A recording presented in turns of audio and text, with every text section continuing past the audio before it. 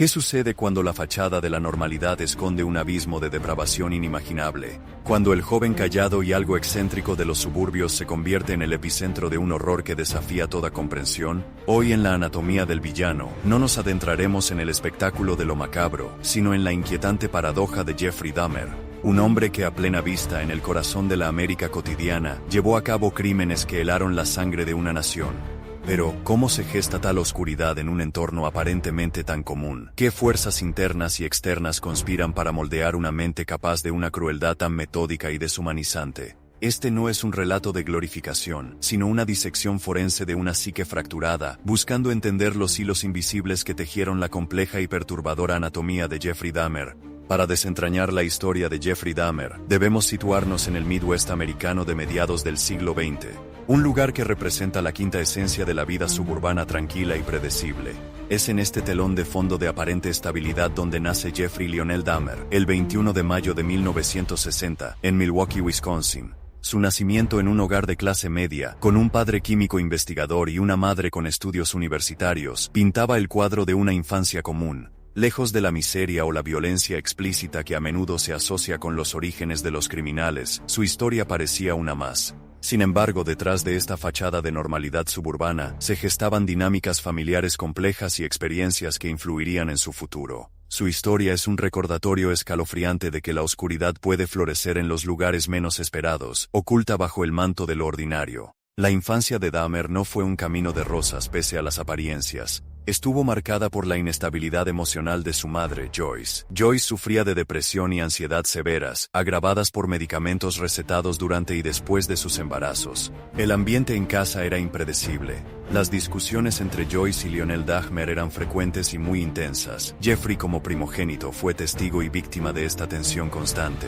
Se le describía como un niño tranquilo y pasivo, casi ajeno a su entorno. Algunos psicólogos interpretan este comportamiento como una forma temprana de disociación o retraimiento emocional. A medida que crecía, desarrolló una marcada timidez y aislamiento. Prefería la soledad a la compañía, con interacciones torpes y limitadas. No causaba problemas en la escuela. Era obediente y pasivo, lo que lo hacía pasar desapercibido ante adultos y compañeros. Pero detrás de esa fachada de niño bueno, comenzaban a surgir intereses peculiares, como su fascinación por los animales muertos. Su padre Lionel, al principio fomentó su curiosidad por la naturaleza, enseñándole a identificar huesos y recolectar insectos. Pero Dahmer fue más allá, recolectaba animales atropellados y los diseccionaba en el garaje con frialdad y obsesión. Esta fijación por la muerte fue más que una fase, se convirtió en una conducta repetitiva, inquietante y cada vez más intensa. Durante la adolescencia, mientras otros adolescentes pensaban en deportes o relaciones, Dahmer se sumergía en un mundo interior oscuro. Su soledad era refugio, pero también terreno fértil para alimentar fantasías perturbadoras. La falta de conexión emocional con sus padres, inmersos en sus propios conflictos, lo dejaba sin guía ni contención emocional. Su padre intentó conectar con él a través de intereses científicos, pero muchas veces estaba ausente o absorbido por el trabajo. Su madre, consumida por su salud mental, era errática o distante. El hogar de Dahmer ofrecía pocas certezas o afecto. En la adolescencia también enfrentó una sexualidad confusa y reprimida. Descubrió su homosexualidad en un entorno conservador y hostil. La represión sexual, el aislamiento y las fantasías oscuras se combinaron en una tormenta emocional difícil de contener. Comenzó a consumir alcohol desde muy joven. Lo usaba como escape y desinhibidor para silenciar sus pensamientos más perturbadores. El alcohol se convirtió en una compañía constante, su refugio emocional y su gasolina interna. Aunque su apariencia seguía siendo la de un joven torpe y algo desorientado, su mundo interior era cada vez más peligroso. Disección de animales, aislamiento, adicción, represión sexual, todo se entrelazaba en una red que anticipaba un oscuro desenlace. Sin que nadie lo notara, se formaba el perfil de uno de los asesinos más escalofriantes de la historia moderna. La secundaria de Jeffrey Dahmer, en Revere High School, no fue un periodo de integración, sino un ciclo donde su aislamiento se profundizó. Aunque tenía inteligencia promedio, su rendimiento académico era irregular y su adicción al alcohol comenzaba a notarse. Sus compañeros lo veían como un joven extraño, con una sonrisa inexpresiva y a menudo borracho, deambulando por pasillos y aulas. Algunos lo consideraban una mascota excéntrica, otros simplemente lo ignoraban, sin comprender la oscuridad que ocultaba.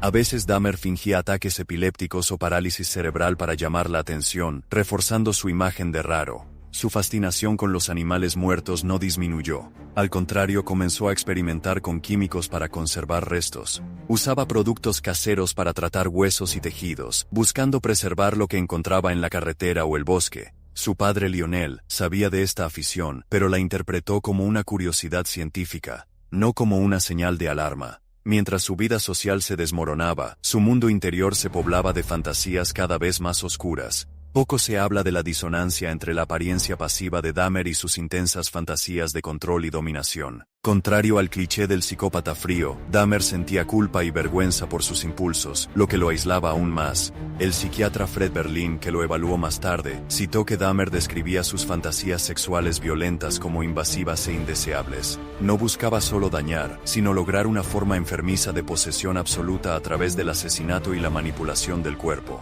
Estas luchas internas eran invisibles para todos, pero fueron fundamentales en la evolución de su mente criminal. Otro dato poco conocido: Dahmer destacaba en química orgánica en la escuela secundaria, a pesar de su bajo rendimiento general. Esta habilidad, reconocida por algunos maestros, sería usada luego en sus métodos para disolver cadáveres o preservar partes humanas. El potencial académico que pudo llevarlo a una carrera científica se desvió hacia una aplicación aterradora. El punto de quiebre definitivo llegó en el verano de 1978. Jeffrey acababa de graduarse de la escuela secundaria. Sus padres se divorciaron, su madre se mudó con su hermano menor, y Jeffrey quedó completamente solo en la casa familiar. Con su alcoholismo descontrolado y sin supervisión, Dahmer cayó en un abismo personal sin retorno. La casa se transformó en su laboratorio secreto, donde comenzó a explorar sus impulsos más oscuros sin restricción alguna. En junio de 1978 cometió su primer asesinato. Recogió al autoestopista Stephen Hicks, lo llevó a casa y lo mató. Luego desmembró el cuerpo y trató de ocultarlo. Era la primera vez que cruzaba el umbral entre fantasía y acción. Dahmer describió esta experiencia con horror, pero también con una extraña sensación de liberación. Aunque sintió culpa inicial, la sensación de control absoluto fue más poderosa que el miedo o el arrepentimiento. Ese crimen fue el nacimiento del monstruo. A partir de entonces, sus impulsos ya no serían contenidos. El abandono familiar no solo lo dejó solo, también liberó al monstruo que había estado gestándose por años. Después del asesinato de Stephen Hicks, en 1978, Jeffrey Dahmer entró en un letargo criminal. Pero su mente nunca descansó. Durante 9 años, sus fantasías más oscuras siguieron creciendo, en silencio esperando una oportunidad para salir. Intentó cambiar de rumbo, se enlistó en el ejército pero fue dado de baja. Su alcoholismo era incontrolable. También pasó brevemente por la Universidad Estatal de Ohio. No terminó. El alcohol volvió a ser más fuerte que él. Regresó a casa de su padre. La relación entre ambos era fría, marcada por reproches, ausencias y tensión constante. Trabajó un tiempo en una planta de procesamiento de sangre en Milwaukee, pero su vida personal era un colapso sostenido. Por fuera era un joven errático, por dentro su obsesión con dominar y poseer cuerpos humanos crecía como una sombra. Las fantasías de tener a alguien a su completa disposición, sin voluntad, sin escape, se volvieron más detalladas, más urgentes. No era solo deseo, era una necesidad que él mismo no podía ni quería controlar. Lo sabía, y no hacía nada por detenerla.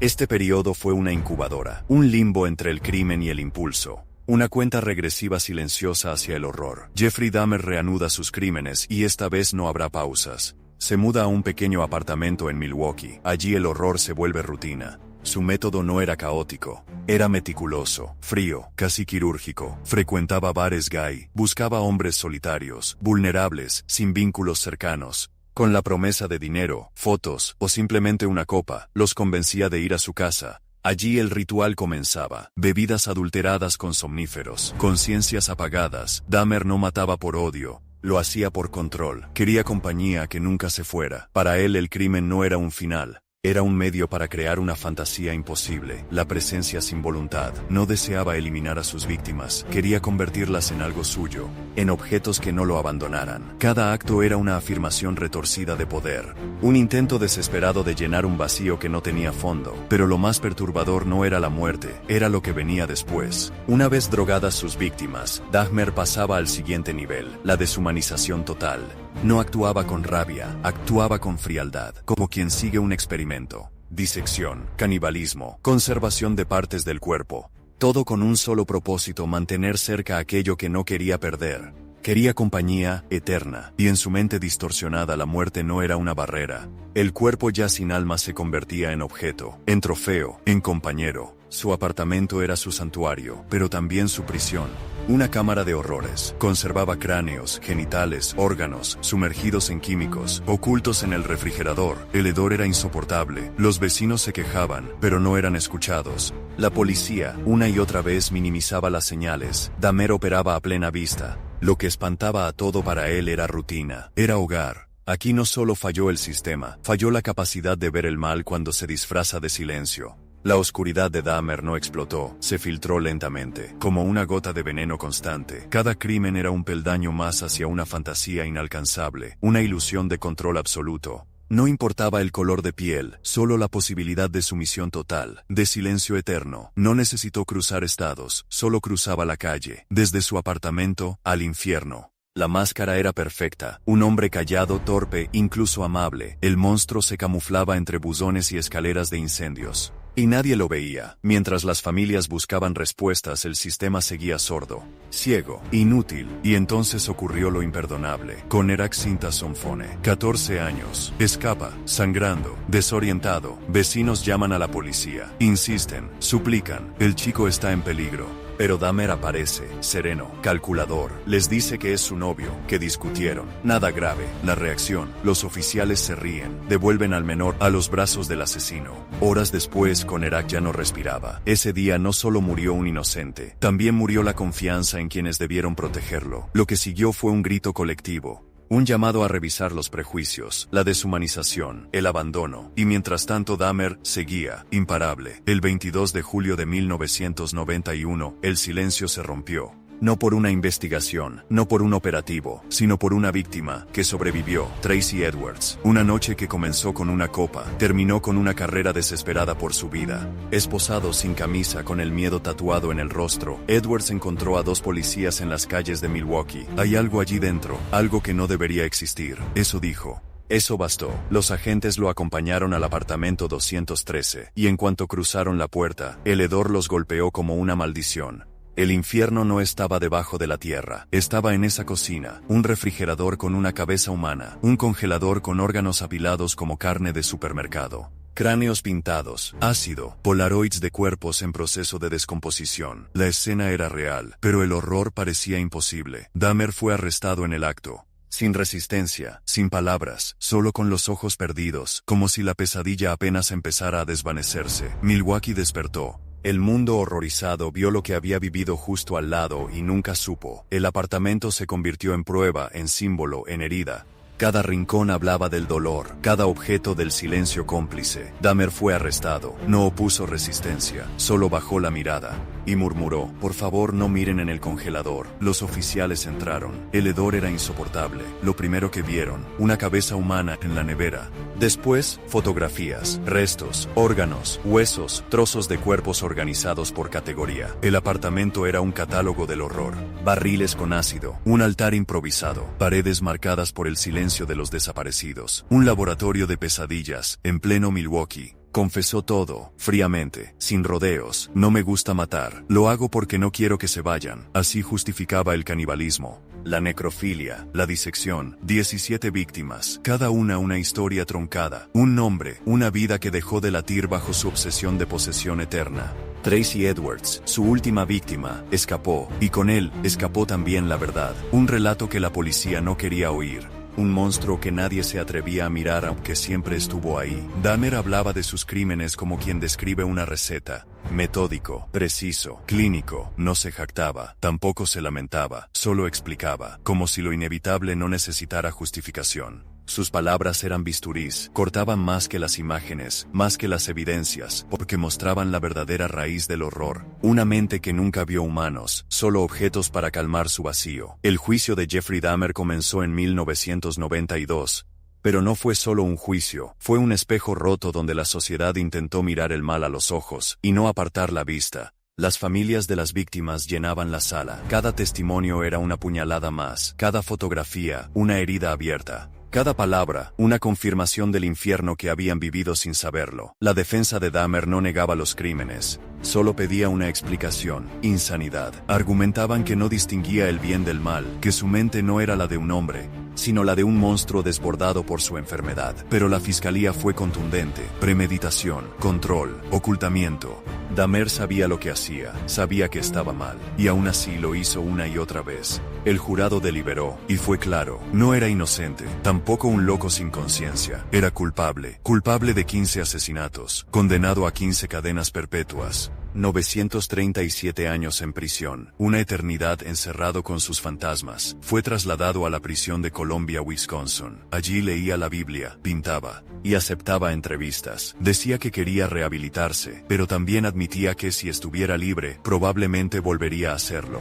El 28 de noviembre de 1994, la cárcel dictó su última sentencia. Dahmer fue asesinado brutalmente por otro interno, Christopher Scarver, con una barra de metal, golpe tras golpe, en silencio, sin testigos, sin redención. Murió como vivió, aislado, temido, incomprendido. Su muerte cerró un capítulo, pero no apagó su sombra, porque el legado de Dahmer no es solo el horror de sus actos, sino las grietas que reveló en la justicia, en la salud mental, en una sociedad que no supo escuchar las alarmas que él mismo activaba con cada paso. Y ahora, una pregunta queda flotando como eco entre los barrotes: ¿nacen los monstruos, o los fabricamos, lentamente ignorando las señales hasta que es demasiado tarde? La historia de Jeffrey Dahmer no es solo una crónica de atrocidades, es un espejo deformado que nos obliga a mirar hacia adentro, a preguntarnos cuánto realmente sabemos de quienes nos rodean, y cuán frágil es la línea entre lo cotidiano y lo impensable. Dahmer no nació siendo un monstruo, tampoco lo fue de golpe. Su oscuridad se gestó lentamente, en la soledad, en la indiferencia, en la incapacidad de pedir ayuda,